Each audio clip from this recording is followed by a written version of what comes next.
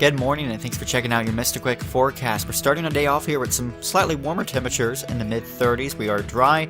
We will work in some rain chances later today, but the rain is very slow in getting here, so I really don't think we're going to see much rain until we get past about 1 o'clock today.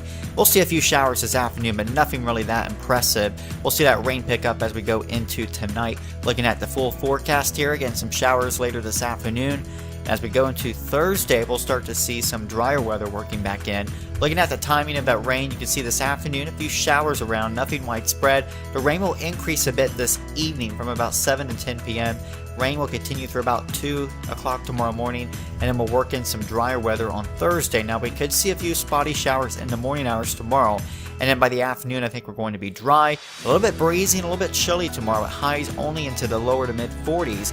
Friday should be a dry day with some sunshine mixed with some clouds, highs into the mid to upper 40s, and we will see a warming trend this weekend. I think Saturday is going to be by far the nicest day in this forecast. Saturday, we're going to see lots of sunshine. The wind will be much lighter on Saturday, so it's actually going to feel a lot warmer on Saturday than it will Friday. Saturday, high temperature around 50 degrees. Sunday, how about this, 57 degrees, and still looking at mostly dry weather. There will be a few showers on Sunday, but they will be very widely scattered in nature. Our next best chance for precipitation will come back in on Monday with showers possible.